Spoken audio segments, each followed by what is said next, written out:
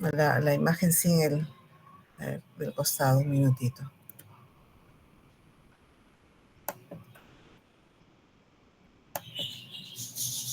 ¿Ahí se está viendo? ¿Sí? Claro. Ya. Sí, profesor. Ya, ok. A ver, bueno, muy bien. Entonces, el día de hoy vamos a hablar sobre las hormonas esteroideas, que obviamente son hormonas que se producen principalmente en las glándulas suprarrenales y en los tejidos de los órganos sexuales. En primer lugar, vamos a definir qué son las hormonas. Las hormonas son, pues, sustancias químicas que en su composición, en su estructura, tienen diferentes componentes para incluso su clasificación. Pueden ser péptidos, vale decir cadenas de aminoácidos, esteroides, como es el caso de las hormonas que vamos a tratar hoy, o aminas. Están sintetizadas y secretadas por las glándulas endocrinas. Se liberan estas a la circulación y van a través del torrente circulatorio hacia los tejidos diana o a tejidos blancos para producir la respuesta fisiológica dependiendo de la hormona y el tejido blanco. Entonces, en este esquema vemos la glándula endocrina, la célula endocrina que produce las hormonas, las moléculas que van al torrente circulatorio, se dirigen hacia el tejido objetivo. En algunos casos ingresan a través de receptores, ¿no?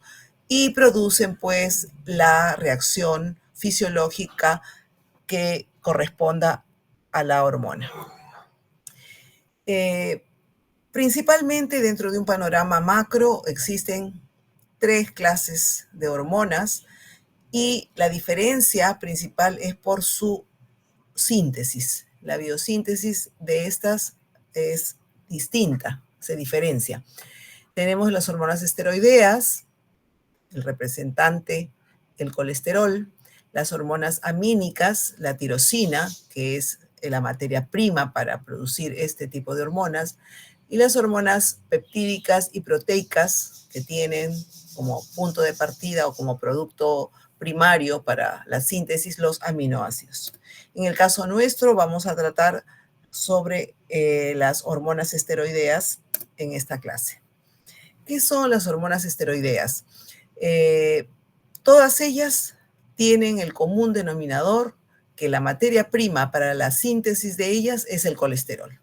Como podemos ver, es una estructura en la parte química compuesta por un núcleo esteroideo, tiene una porción de un grupo hidroxilo y tiene una cadena lateral de hidrocarbonos. Esta estructura se mantiene en casi todas las hormonas esteroideas, sin embargo, lo que va a cambiar son esta cadena lateral principalmente. Sabemos también que las membranas celulares tienen el componente de colesterol. Las proteínas plasmáticas que ya conocemos, que ya hemos visto en las clases anteriores, ¿no? En las clases teóricas que ustedes han repasado, tienen pues en su estructura parte colesterol. También en la formación de los ácidos biliares interviene el colesterol, así como la vitamina D3. Este grupo de hormonas esteroideas están relacionadas a una variedad de funciones distintas, dependiendo pues de los órganos y los tejidos. Sin embargo, es una característica particular, como ejemplo, que actúan como respuesta al estrés y obviamente tienen un rol sumamente importante en la reproducción, vale decir, en los órganos sexuales, para la maduración y también, obviamente, la función propiamente en sí. Estas hormonas esteroideas se van a clasificar también según la respuesta que puedan proporcionar. ¿Cuáles son las fuentes del colesterol? Hay dos fuentes del colesterol. Una es la fuente exógena, nuestra dieta, lo que ingerimos, y la fuente endógena, que es la propia producción en el hígado de este colesterol. Sin embargo, es importante considerar pues la ingesta dietética de esta y conocer que está presente en las vísceras. Es muy, para nosotros como cultura, característica es comer nuestro caucao, nuestro mondonguito a la italiana, nuestro hígado, nuestros anticuchitos, pero las vísceras están pues cargadas de colesterol. Los embutidos y los diferentes gamas de productos pues procesados, grasos, cárnicos, tienen mucho colesterol. La yema del huevo también contiene el colesterol. Los quesos, pero los quesos maduros, no los quesos frescos. ¿Cuáles son las características generales de estas hormonas? Esas hormonas van a estar presentes y van a estar relacionadas al funcionamiento general de nuestro organismo. Tienen relación y vínculo con el metabolismo de los lípidos, de los carbohidratos, de las proteínas. Entonces son hormonas muy importantes. Estas van a producirse principalmente en la corteza suprarrenal. Sin embargo, también en algunas de ellas tiene su punto de síntesis los testículos, los ovarios, la placenta, etc. Todas derivan, como dijimos al inicio, del colesterol y solamente se diferencian por la estructura de las cadenas laterales principalmente y también en algunos casos del anillo central. Estas se producen o se sintetizan en las mitocondrias y el retículo endoplásmico y por su naturaleza obviamente lipídica son liposolubles.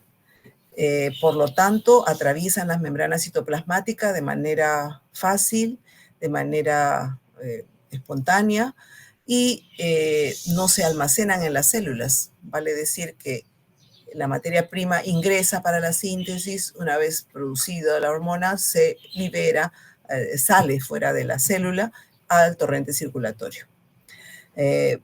Además, también no son polares y, como hemos mencionado, atraviesan la membrana de las células plasmáticas, de las células en general, de manera fácil. Mencionamos que esta glándula suprarrenal es una glándula muy importante porque es en donde se sintetizan estas hormonas. Sabemos que la glándula suprarrenal está ubicada en el polo superior del riñón, ¿no? Y que histológicamente está dividida en dos segmentos, la médula y la corteza. Nosotros el día de hoy vamos a hablar de la corteza. Histológicamente también la corteza está dividida, está mostrada que tiene 3 porciones. Cada porción está relacionada a una hormona o algunas hormonas características. La zona reticular, que es la zona más interna de la corteza, es la que produce los andrógenos. La zona intermedia de la corteza, que es la zona fascicular, es la que produce los glucocorticoides. Y la zona glomerular, que es la más externa de la corteza, es la que produce los mineralocorticoides, que son los 3 grupos de hormonas que produce la glándula suprarrenal. Tenemos aquí un cuadro que resume, ¿no?, las hormonas que se producen tanto en la corteza suprarrenal como en la médula suprarrenal. Sin embargo, como mencionamos, el día de hoy vamos a hablar sobre la producción de las hormonas a partir de la corteza suprarrenal.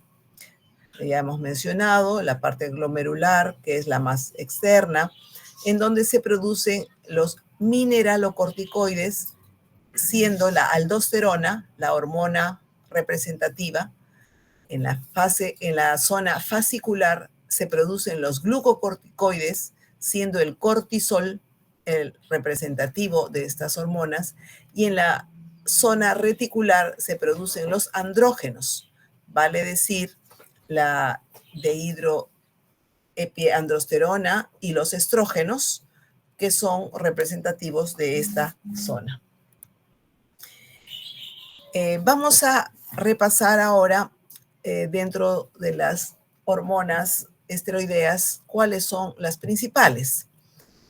Hemos mencionado que el colesterol es la materia prima, es la molécula originaria que por una serie de reacciones en donde intervienen enzimas se va a convertir en pregnenolona y también posteriormente continúan las reacciones y se va a convertir en progesterona.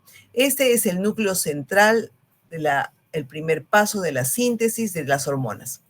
A partir de la progesterona, también por reacciones químicas, bioquímicas, se va a dar origen al cortisol, a la aldosterona y al grupo de las hormonas androgénicas, la testosterona y el estradiol. Esta es la columna vertebral, el primer paso importante para el origen de todas ellas. Entonces, vamos a... ¡Ay! Se detuvo. Un momentito.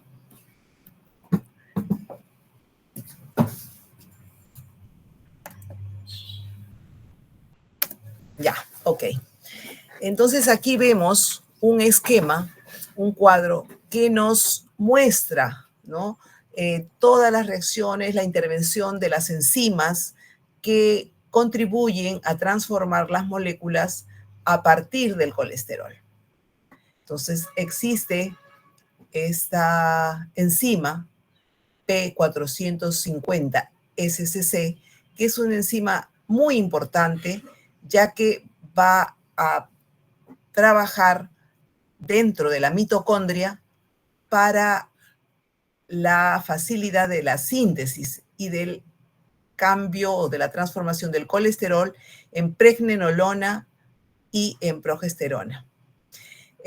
Como vemos, existe una vía que nos dirige a la formación o a la síntesis de la aldosterona. Del mismo modo, existe una cadena lateral que nos va a llevar a la producción del cortisol y existe otra cadena que nos lleva a la síntesis de los andrógenos en general, incluyendo pues la testosterona y los estrógenos, el estradiol y el estriol. Entonces vamos a ir desarrollando progresivamente el tema. ¿Cómo se produce la síntesis de las hormonas, en general esteroideas? Ya hemos mencionado que la principal molécula, la materia prima para la formación de estas es el colesterol. Y este colesterol, como parte de la estructura del LDL, ya ustedes han repasado de que la lipoproteína LDL es la que contiene mayor cantidad de colesterol, circula en el torrente circulatorio y va a ingresar a las células a través de un receptor por endocitosis, ¿vale? Es decir, una vacuola que capta y permite el ingreso de las moléculas de colesterol hacia el citoplasma. En el citoplasma, el colesterol libre es ayudado por esta proteína, STAR, para que se movilice y se transporte desde el citoplasma hacia la mitocondria. En la mitocondria, como dijimos, la enzima P450 es la que va a facilitar el primer paso de la conversión del colesterol a pregnenolona. Este paso es muy importante y es similar en todas las proteínas, todas las hormonas, perdón, esteroideas. Luego, estas moléculas salen de la mitocondria y van hacia el retículo endoplasmático o endoplásmico y va a convertir la pregnenolona en progesterona también con la acción de las enzimas, en este caso deshidrogenasa 3 beta 4,5 isomerasa. Entonces, como mencionamos, el primer paso de la conversión del colesterol en pregnenolona y progesterona se va a producir compartidamente entre la mitocondria y el retículo endoplásmico. Estas hormonas no se almacenan, se sintetizan rápidamente cuando hay un estímulo, y el estímulo principal es la hormona adrenocorticotrópica, que es producida por el lóbulo anterior de la hipófisis. Y estas hormonas salen al torrente circulatorio para viajar hacia los órganos blancos y ejercer la función o la respuesta al estímulo que se ha recibido. Vemos aquí un esquema del que ya se ha hablado, la molécula LDL, que es la que contiene más colesterol, por endocitosis, ¿no? Con un receptor ingresa al citoplasma, luego ingresa a la mitocondria, por esta enzima va a producirse la transformación del colesterol en pregnenolona y posteriormente en el retículo endoplásmico a progesterona, y va a salir al torrente circulatorio para completar la síntesis para ir a los órganos blancos a contribuir con la respuesta fisiológica resultado del estímulo que se ha recibido. Dijimos que esta es la parte, diríamos, el tronco, la parte inicial, el primer paso de la síntesis. Está aquí el resumen de las 3 zonas, los 3 grupos de hormonas esteroideas que van a producir, ¿no?, los que ya se han mencionado. ¿Cómo es el transporte? En su estructura, estas hormonas tienen, pues, los lípidos. Por lo tanto, son hidrofóbicas, o sea, no pueden transportarse de manera libre en el torrente circulatorio, cuyo componente principal o cuyo componente es el agua. Entonces, estas moléculas se unen a las proteínas, albúminas, de manera no específica, y este transporte en la albúmina es de la aldosterona, a diferencia de las otras hormonas que sí necesitan de transportadores plasmáticos específicos, como son el cortisol. El cortisol requiere de una globulina fijadora de corticosteroides para transportarse a través del torrente circulatorio. Igualmente, las hormonas sexuales van a requerir también de una globulina específica, que es la globulina fijadora de hormonas sexuales. ¿Cómo ingresan las hormonas y producen el estímulo como respuesta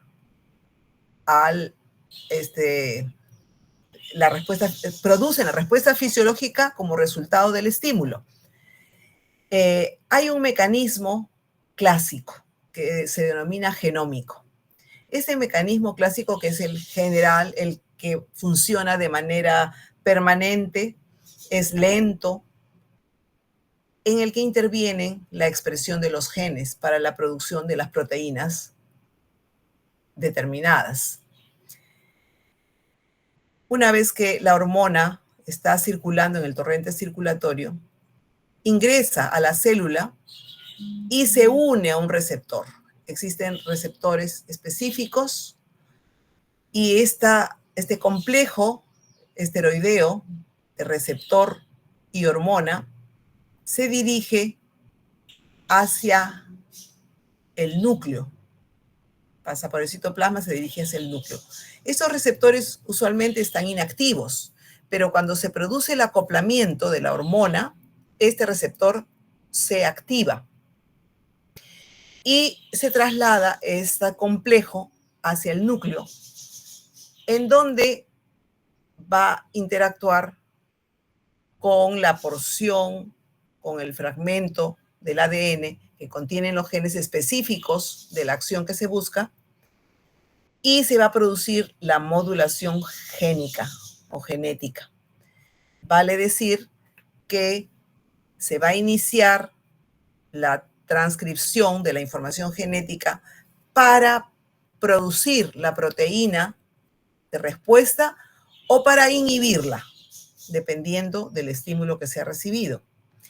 Esta transcripción se realiza o se detiene y pasa sale nuevamente del núcleo hacia el citoplasma para, a través del ARN mensajero, enviar la señal a la producción de la proteína o la inhibición de la misma para producir el efecto de respuesta fisiológica final de la hormona. Entonces, este es el mecanismo de acción clásico o genómico.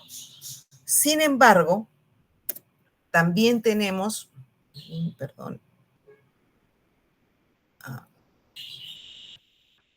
tenemos también una vía que es muy rápida, que no emplea el traslado de la hormona hacia el ADN para la intervención de los genes. Y esta ocurre de manera rápida solamente con receptores de membrana. Bastan los receptores de membrana para desencadenar la función, la acción, con una cascada de señalización y la intervención de quinasas y segundos mensajeros para la acción de respuesta fisiológica que se requiera. Un ejemplo de ello son los efectos de los estrógenos para la vasodilatación, y como mencionamos, solamente se utilizan receptores de la membrana citoplasmática. Aquí mencionamos los receptores de las hormonas esteroideas para los diferentes tipos de hormonas. En el caso de los glucocorticoides, estos receptores se localizan en el citoplasma y obviamente la hormona principal de los glucocorticoides, el cortisol, es la que se acopla a estos receptores, como hemos visto en el esquema, y funcionan para la regulación del metabolismo en general. En seminarios que hemos llevado se ha repasado, ¿no?, cómo funciona la respuesta en el metabolismo, el cortisol, en diferentes situaciones y momentos. Principalmente, como respuesta al estrés, hay una serie de modificaciones en el metabolismo, sea de los carbohidratos, de los lípidos. También funciona, pues, como antiinflamatorio. En el caso de los mineralocorticoides, cuya hormona característica es la aldosterona, también estos receptores se encuentran en el citoplasma. La aldosterona es una hormona que está encargada para buscar el equilibrio o el balance tanto del agua y de los electrolitos, principalmente del sodio. Sin embargo, en esta bomba sodio-potasio, obviamente, si funciona lo del sodio, está también inherente el funcionamiento de la absorción o la eliminación del potasio. En el caso de los estrógenos, el receptor de los estrógenos sí se encuentra en el núcleo. Vale decir que tiene que ingresar la hormona hasta el núcleo para formar el complejo, la hormona característica de la estradiol, y está relacionada esta hormona al desarrollo sexual, a la función reproductiva, a la densidad ósea. Los receptores de progesterona también se encuentran en el núcleo, y la hormona representativa, la progesterona, está relacionada al embarazo o sea, la capacidad, la actividad uterina en relación al embarazo, y también funciona en el ciclo menstrual. Los receptores de andrógenos en general pueden encontrarse en el citoplasma o en el núcleo. La hormona representativa, la testosterona, está pues relacionada al desarrollo de las características masculinas y en general al anabolismo. Entonces, ya vemos que existen receptores en diferentes estructuras, en el citoplasma o en el núcleo, para el mecanismo de acción que tengan que desarrollarse dentro de la vía clásica o genómica. Vale decir, la producción de la proteína que va a dar la respuesta fisiológica a un estímulo determinado utilizando el gen o los genes correspondientes dentro de la estructura del ADN. Y también, como hemos visto, existen receptores en la membrana plasmática que van a actuar de manera inmediata ante un estímulo determinado. Es importante también saber que la producción de las hormonas en general, en este caso las hormonas esteroideas, van a enmarcarse dentro de una serie de estímulos denominados eje hipotálamo hipoficiario suprarrenal. Vale decir que los estímulos llegan al hipotálamo y a partir del cual se va a desencadenar una secuencia de estímulos a través de también hormonas para la producción o la inhibición de la producción de las hormonas esteroideas. En este esquema tenemos el ejemplo del cortisol. El hipotálamo libera esta hormona, valga la redundancia, la hormona liberadora de corticotropina, al lóbulo anterior de la hipófisis, que produce la hormona adrenocorticotrópica, que es una hormona sumamente significativa para el estímulo del órgano blanco en general, y va a estimular a la glándula suprarrenal para la producción del cortisol. Vemos aquí en este esquema, que es los esquemas característicos, centros superiores como el hipotálamo, da un estímulo positivo a la hipófisis, a su vez la hipófisis también con la producción de la CTH, un estímulo positivo a la corteza suprarrenal para la síntesis, la producción del cortisol. Cuando la concentración del cortisol o el efecto del cortisol es el que ha llevado a la homeostasis y está en equilibrio, se emite un efecto, un estímulo negativo. Vale decir, este estímulo negativo va hacia la hipófisis, va hacia el hipotálamo para inhibir la producción de esta hormona. Entonces tenemos un feedback, una retroalimentación dependiendo de las concentraciones de la hormona final y de los efectos, obviamente, la respuesta a los efectos que sean necesarios dependiendo de las circunstancias. Un cuadro que nos sintetiza las glándulas de origen, las hormonas que producen y cuáles son las acciones principales. En el caso de las hormonas que se producen en la corteza suprarrenal, tenemos el cortisol, la aldosterona, la dehidroepiandrosterona y la androstenediona. En el caso del cortisol, ya lo hemos mencionado en varios momentos y ustedes también ya lo han repasado y ya perfectamente saben que está relacionado pues a la acción que cumple el cortisol como estímulo para la gluconeogénesis, inhibe la respuesta inflamatoria, suprime la respuesta inmunitaria, incrementa la sensibilidad vascular a las catecolaminas. Por lo tanto, afecta o interviene casi de manera directa en el metabolismo de carbohidratos, proteínas, lípidos. Por lo tanto, se dice que es importante para el funcionamiento general de nuestro organismo, que de manera permanente busca el equilibrio, la homeostasis en el funcionamiento. Y también es la hormona por excelencia que tiene la capacidad de que ante un estímulo de estrés produce una serie de mecanismos, ¿no?, para hacer frente a ese estrés y equilibrar el funcionamiento celular.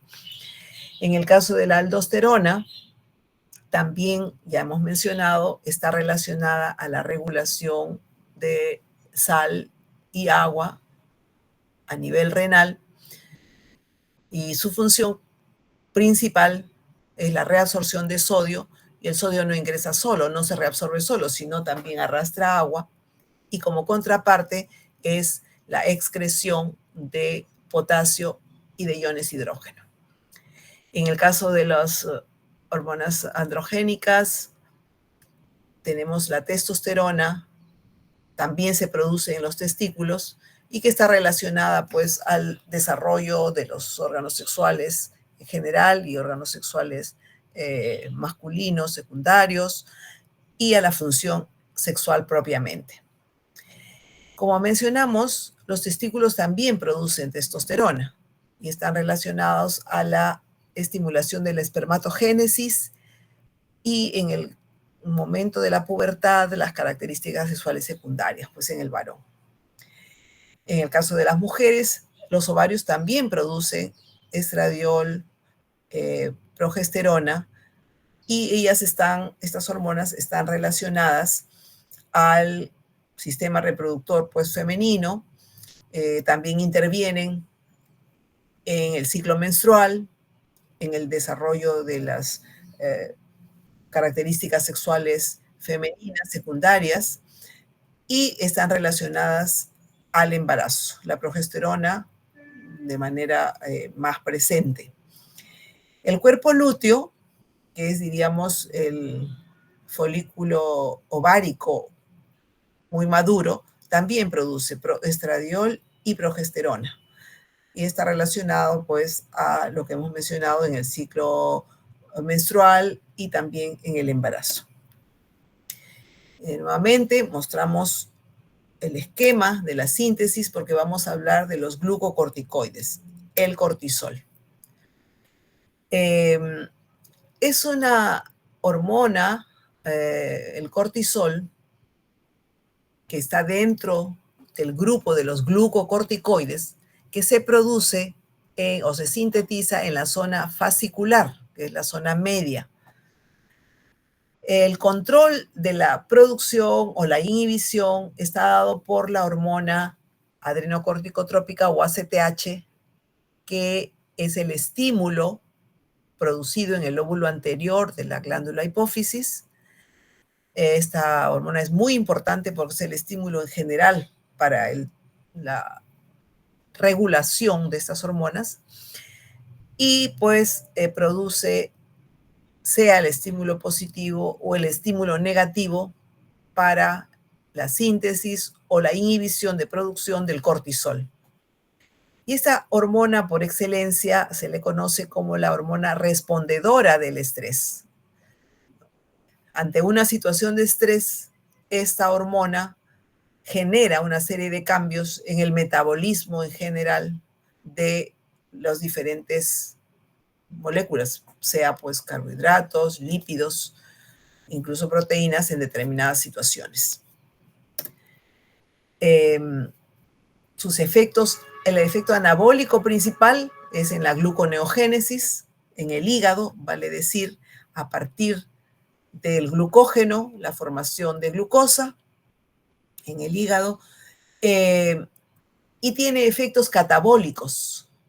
En el caso del músculo, una proteólisis; en el caso del tejido adiposo, una lipólisis, que también ya lo hemos visto, y también interviene en el sistema inmunitario, inhibiendo la respuesta inmunitaria, y a la vez también en las reacciones antiinflamatorias va a inhibir la infiltración de macrófagos y leucocitos en general. Nuevamente tenemos aquí el esquema que es característico, ¿no?, de si hay una alteración en el ritmo circadiano o en el estrés, va a haber pues el estímulo, llega al hipotálamo, llega a la hipófisis, a la corteza suprarrenal para la producción del cortisol. Una vez que se equilibra, consigue su homeostasis, se retroalimenta con una señal negativa para inhibir la producción de esta hormona. Estimulación e inhibición. ¿Qué acciones, qué estímulos inhiben o estimulan la producción del cortisol? Dentro de los factores estimuladores tenemos pues principalmente la disminución de las concentraciones de sangre. Cuando el cortisol disminuye sus concentraciones, la hormona ACTH estimula, se produce y envía estímulos positivos para incrementar la producción. En la etapa del sueño, entre el sueño y la vigilia, también se dice que estimula la producción de ACTH y a la par la producción de cortisol. En situaciones de estrés, como hemos mencionado, en situaciones de hipoglucemia, en la cirugía también produce un estrés o un traumatismo agudo, grande, también son situaciones de estrés, se va a producir, ¿no?, un estímulo positivo para la producción del cortisol. Algunos trastornos psiquiátricos se acompañan de producción mayor de cortisol. La hormona antidiurética, en algunas circunstancias, antagonismo alfa-adrenérgicos, beta-adrenérgicos o la serotonina son factores que estimulan, volvemos a la hormona adrenocorticotrópica, que a su vez envía el estímulo positivo. En situación contraria, los factores que inhiben esta síntesis, esta producción del cortisol, cuando obviamente el cortisol está elevado en sangre, automáticamente el feedback negativo se traslada hasta el hipotálamo y, en el caso del ACTH, a la hipófisis para disminuir la producción de cortisol. Los opioides, la somatostatina también son factores de inhibición.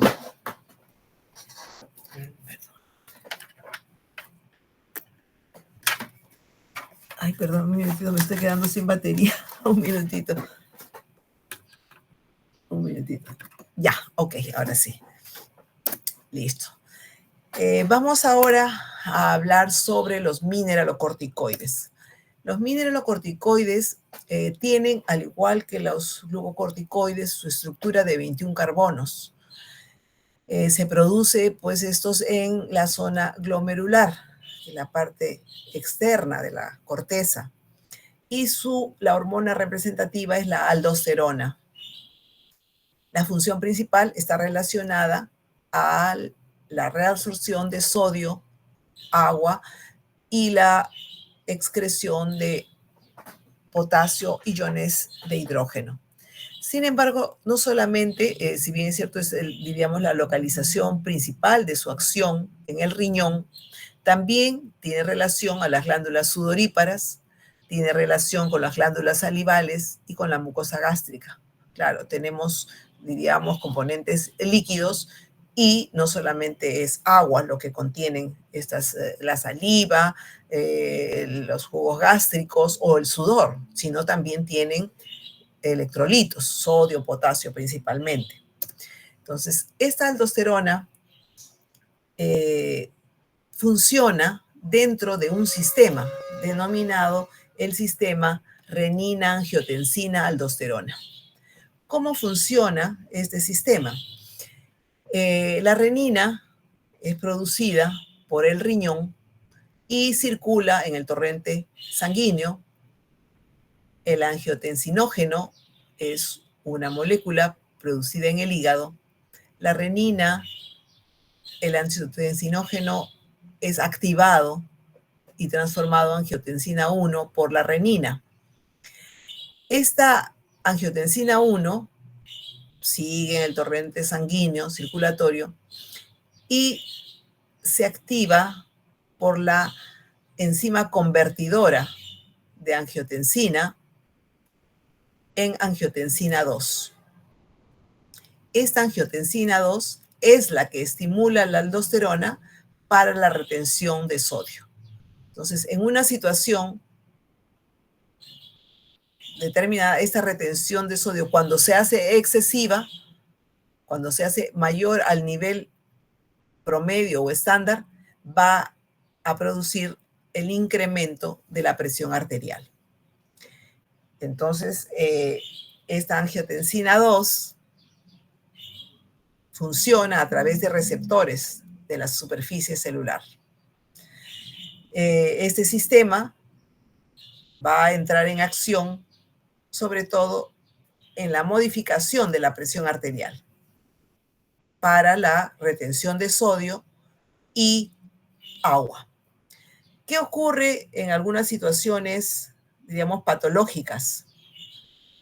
Por ejemplo, en la hipertensión arterial. Muchas veces este sistema, a nivel de la angiotensina 2, está alterado y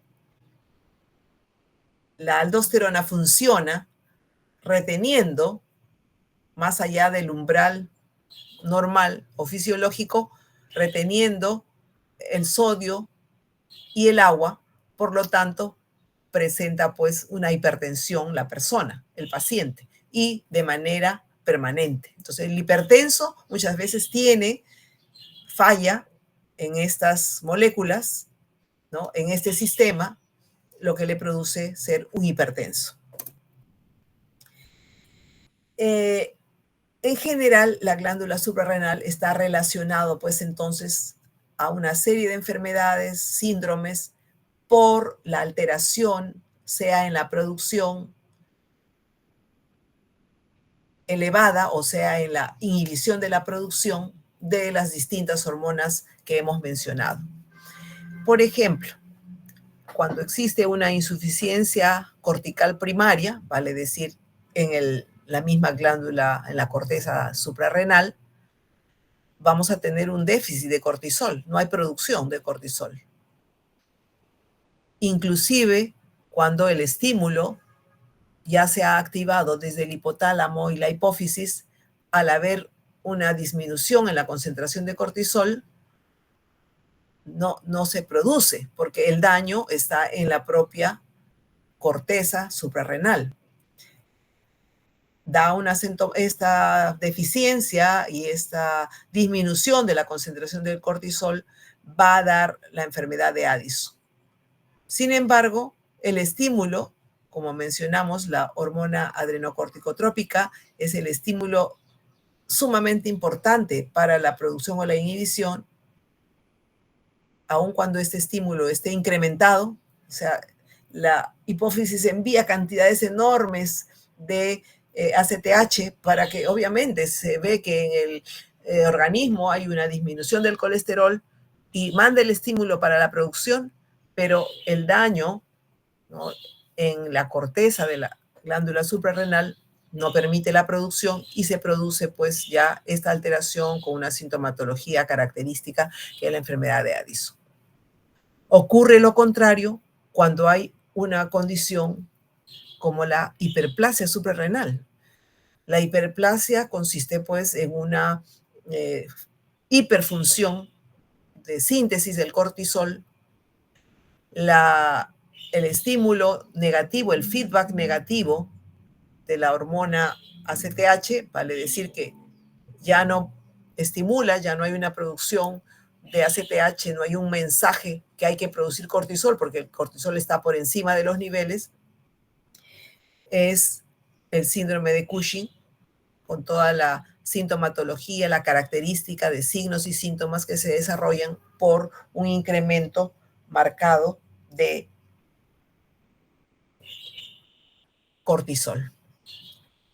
También no solamente puede afectarse la propia glándula suprarrenal, sino también puede afectarse la hipófisis, por ejemplo, una tumoración en la hipófisis, comienza a producirse grandes cantidades de ACTH que sirven de estímulo a la glándula suprarrenal, y la glándula suprarrenal comienza a incrementar la producción y produce ya lo que es la enfermedad propiamente del Cushing.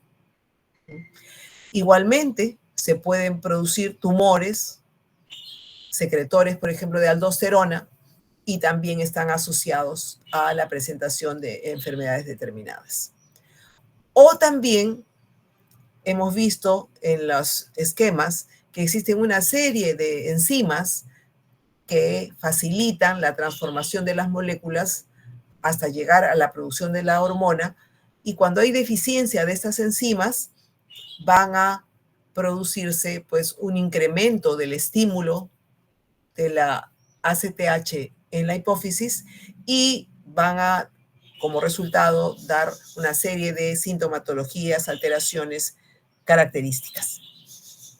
Aquí tenemos un cuadrito en donde están las vías y las enzimas principales que trasladan o que transforman las moléculas distintas, y cuando hay una alteración a nivel de estas enzimas en estos pasos de transformación de las moléculas, hay una serie de alteraciones o signos clínicos patológicos en las personas, que son características de cada alteración enzimática. Tenemos aquí esquemas, características de la enfermedad de Addison, el síndrome de Cushing. En la enfermedad de Addison tenemos la pigmentación de la piel, se presenta pues hipotensión, hipoglicemia, alteraciones gastrointestinales, debilidad, pérdida de peso, característica pues de esta enfermedad. El síndrome de Cushing, por el contrario, tiene pues también características físicas particulares, también compromete la personalidad. La cara de luna llena se le llama, o la fase abotagada, ¿no? También compromete el sistema nervioso central, y esta característica es por la retención, ¿no?, de electrolitos y de agua en general. En los hombres puede presentarse ginecomastia, pero es diríamos, un incremento del volumen central, porque las extremidades sí se adelgazan. Depósitos de grasa, ¿no?, de manera característica en la cara, en la espalda, en los hombros. Y en las mujeres, pues, presentan alteraciones en el ciclo menstrual. Incluso hay una tendencia a la resorción ósea, produciendo incluso osteoporosis. La hiperpigmentación de la enfermedad de Addison característica tenemos en estas imágenes, y también esta es la imagen corporal característica del síndrome de Cushing, ¿no? La cara de la fase abotagada, el incremento del tejido adiposo central y la delgadez de las extremidades. Muy bien, continuando con el tema, vamos a hablar ahora de los andrógenos y los estrógenos en general. ¿Cuál es la característica de este grupo de hormonas? Estas se originan en la corteza suprarrenal, también en la zona reticular, en la zona interna de la corteza.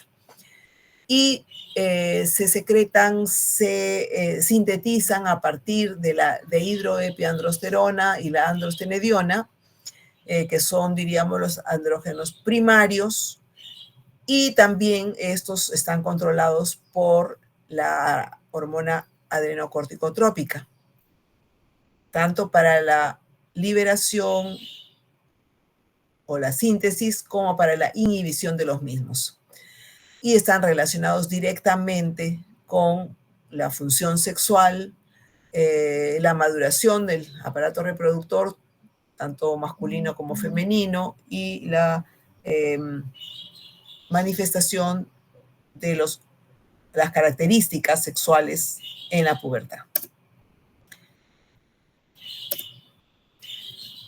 volvemos al tema del eje hipotálamo, hipofisario y gónadas.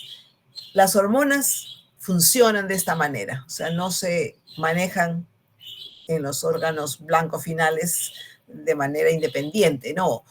Hay un nivel de estímulo desde el hipotálamo o de inhibición cuando corresponda para el funcionamiento, diríamos, sincrónico adecuado.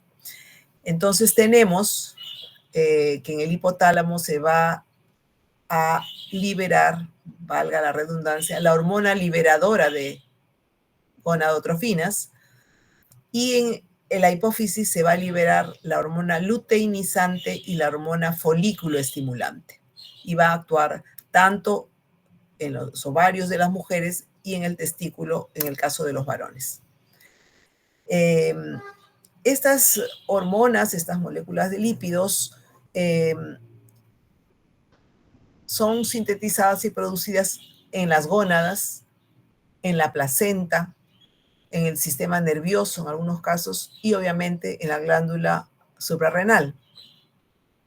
Y como decíamos, está relacionado a la función reproductiva de hombres y mujeres.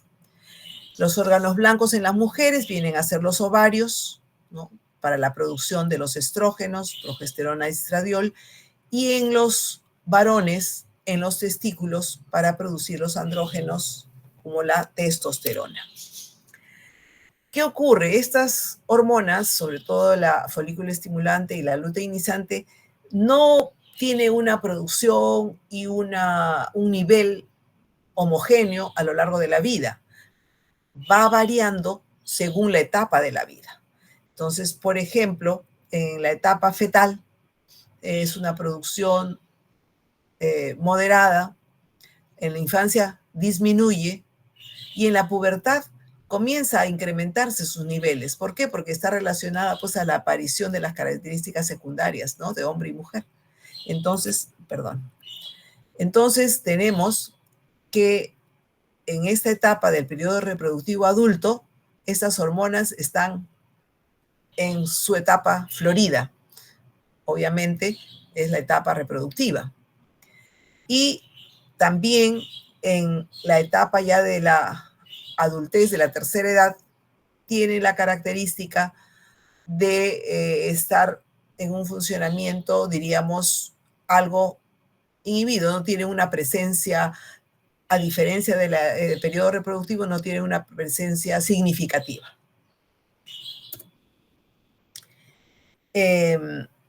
¿Cómo funciona este eje hipotálamo hipofisario, órgano blanco, en este caso ovario y testículo? La hormona luteinizante y la folículo estimulante. En el caso de las hormonas femeninas, la hormona luteinizante actúa en esta capa del folículo ovárico. El folículo ovárico está constituido por el ovocito y por estas capas celulares, y la hormona luteinizante estimula las células de teca para producir los andrógenos. Estos andrógenos son estimulados por la hormona folículo estimulante para producir los estrógenos y son estimulados en la capa granulosa.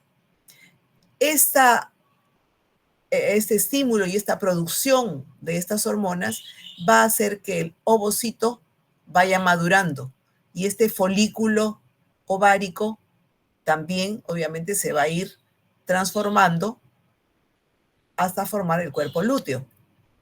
¿Qué ocurre con las hormonas masculinas? Igualmente, la hormona luteinizante va a estimular las células de Leydig para producir la testosterona.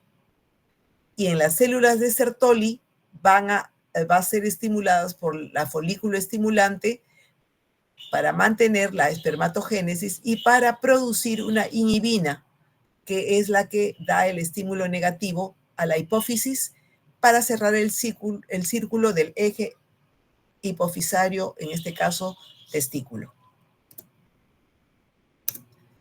Vamos a hablar sobre los estrógenos, que son las hormonas sexuales femeninas. Ya hemos mencionado cuál es la acción de la hormona luteinizante que produce los andrógenos en las células de la teca y cuál es la acción de la folículo estimulante en las células de la granulosa para la producción de los estrógenos.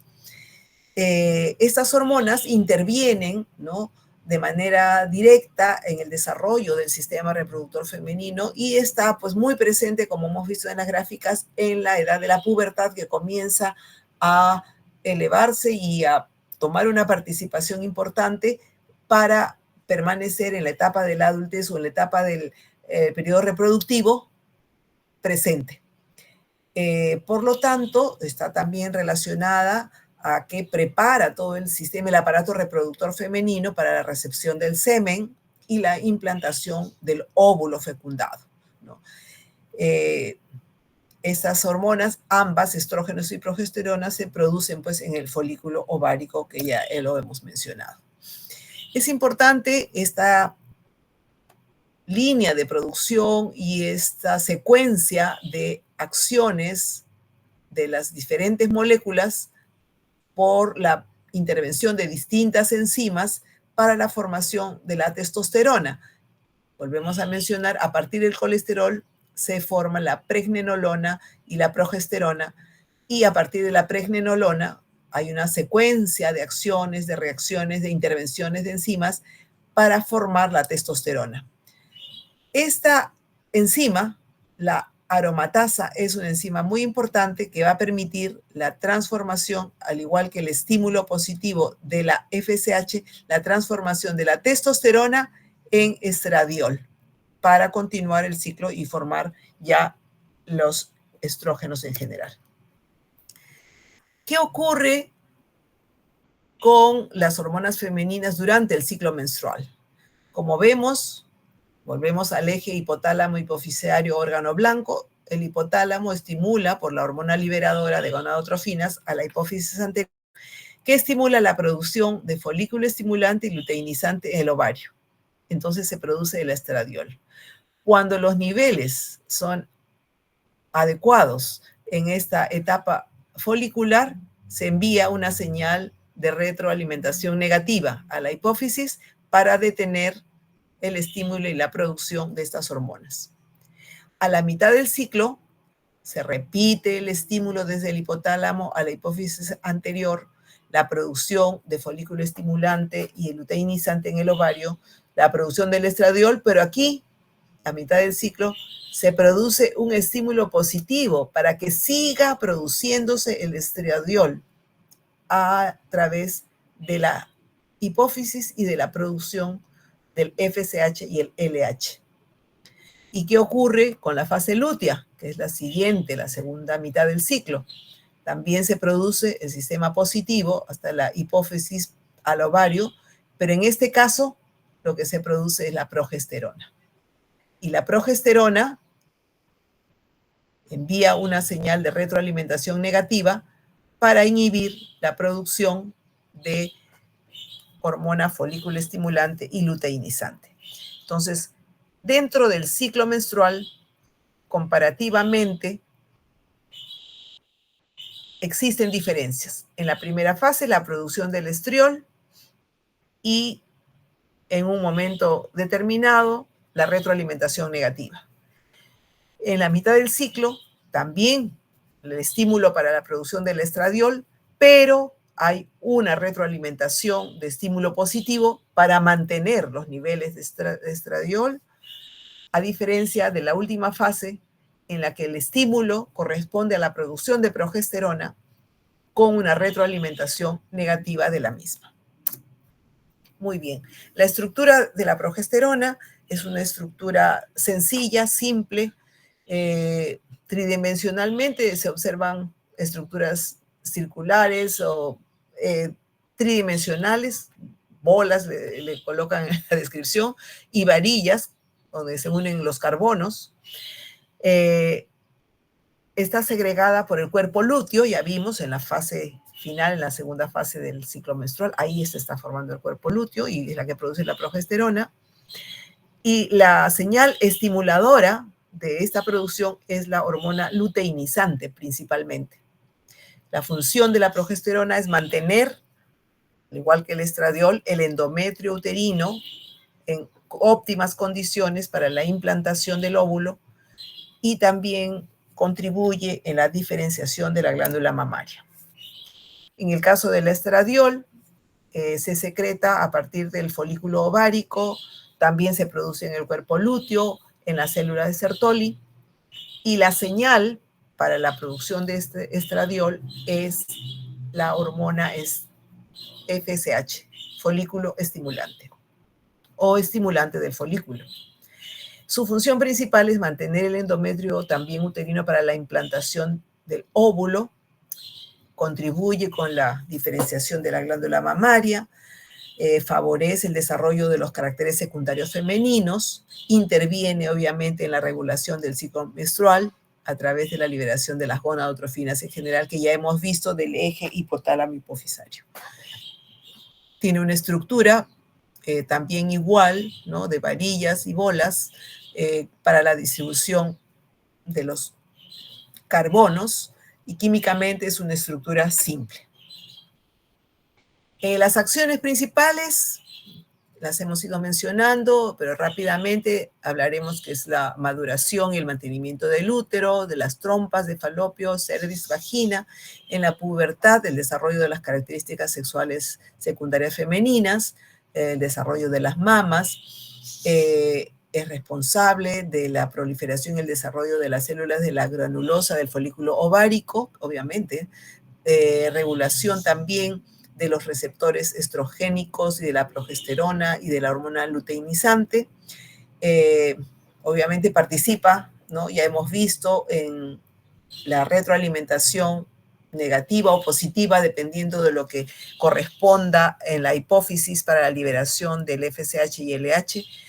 Intervienen en el mantenimiento del embarazo, disminuyen el umbral uterino frente a los estímulos contráctiles, por ejemplo, en la etapa del embarazo, ¿no?, para que obviamente las contracciones uterinas en el momento que corresponda tengan que estar inhibidas. También participa en la estimulación de la secreción de la prolactina durante la lactancia. Y hay dos puntos muy importantes, que es la disminución del colesterol LDL y la acción antiosteoporosis. ¿Qué ocurre? La mujer en la etapa reproductiva tiene, entre comillas, con la presencia de los estrógenos, esta protección. De manera que, llegada la menopausia en adelante, tenemos las mujeres el riesgo de hacer dislipidemias, vale decir, elevación del colesterol, porque los estrógenos que nos han protegido para controlar el colesterol ya no están. De igual manera, la acción antiosteoporosis, los estrógenos son el escudo protector para la mineralización del sistema óseo, de manera que, llegada la menopausia en adelante, el riesgo de osteopenia y osteoporosis en las mujeres es muy alto por el efecto protector de los estrógenos. La progesterona, de igual manera, sobre todo tiene el mantenimiento de la actividad del útero durante la fase lútea, que es la última fase del ciclo menstrual. También contribuye con el desarrollo de las mamas. También funciona con las señales de feedback o retroalimentación para la secreción de las hormonas FSH y LH. Es una hormona sumamente importante en la etapa del embarazo, ¿no?, y está relacionada pues al umbral de la contracción uterina durante el embarazo, para pues cuidar la inhibición de las contracciones o facilitar también intervenir en la facilitación de las contracciones en el momento pues final del embarazo. Por último, vamos a hablar de los andrógenos, las hormonas sexuales masculinas, que obviamente intervienen de manera pues importante. Ya hemos mencionado los caracteres sexuales masculinos, el desarrollo pues del aparato genital masculino, y la hormona representativa es la testosterona. También ya hemos explicado dónde se produce, ¿no?, en las células de Leydig, y también interviene por estímulo de la LH y también interviene junto con el estímulo de la FSH para la espermatogénesis. En este caso, el eje hipotálamo-hipofisario funciona algo similar. El hipotálamo tiene la hormona liberadora de gonadotrofinas para la estimulación de la hipófisis anterior y en la producción del FSH y LH característica de este nivel de estímulo. El LH estimula a las células de Leydig y el FSH estimula las células de Sertoli. Entonces, ¿qué ocurre con el estímulo de la hormona luteinizante? La hormona luteinizante, las células de Leydig son las que producen la testosterona. Cuando los niveles están adecuados, la testosterona envía una señal feedback negativa al hipotálamo y a la hipófisis anterior para inhibir, obviamente, el estímulo de producción de LH. Asimismo, la testosterona también forma parte del estímulo positivo a la célula de Sertoli, o sea, una función paracrina, que con el estímulo de la FSH estimulan esta molécula denominada inhibina, que es la molécula que retroalimenta negativamente a la hipófisis para la producción de FSH. Entonces, este es el esquema y esta es la línea de estímulo positivo y negativo para la producción de las hormonas sexuales masculinas. Al igual que en las hormonas femeninas, también volvemos a mencionar a partir del colesterol, y en este caso de la pregnenolona, con la intervención de diferentes enzimas, se va a sintetizar la testosterona, que es la hormona principal característica representativa. ¿Cuál es la estructura? La estructura también consta de los mismos elementos que en los casos anteriores, las bolas y varillas. Al igual que el anterior, químicamente es una estructura simple y se produce en las células de Leydig de los tejidos, también se produce en las glándulas suprarrenales y también en los ovarios. Y el estímulo para la producción de la testosterona es la hormona luteinizante. Su función, pues, está relacionado directamente a la producción de el líquido seminal, llamamos así, las proteínas del esperma, y también contribuye en los caracteres sexuales secundarios masculinos. ¿Qué acciones tienen la testosterona o los andrógenos en general en el testículo?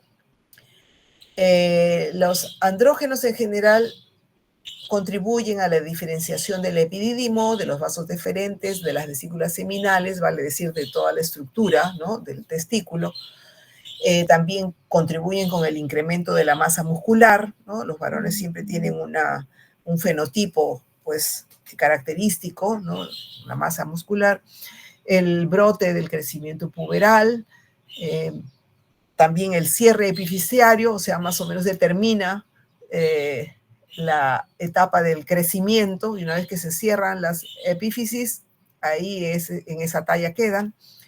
También está relacionados, obviamente, al crecimiento del pene, de las vesículas seminales, el cambio de voz en la etapa de la pubertad y obviamente la característica voz grave del varón, contribuyen a la espermatogénesis y también son parte de la retroalimentación o feedback negativo de manera, pues, permanente según las circunstancias y los momentos a la hipófisis anterior, y está relacionada, pues, a la presencia de la libido.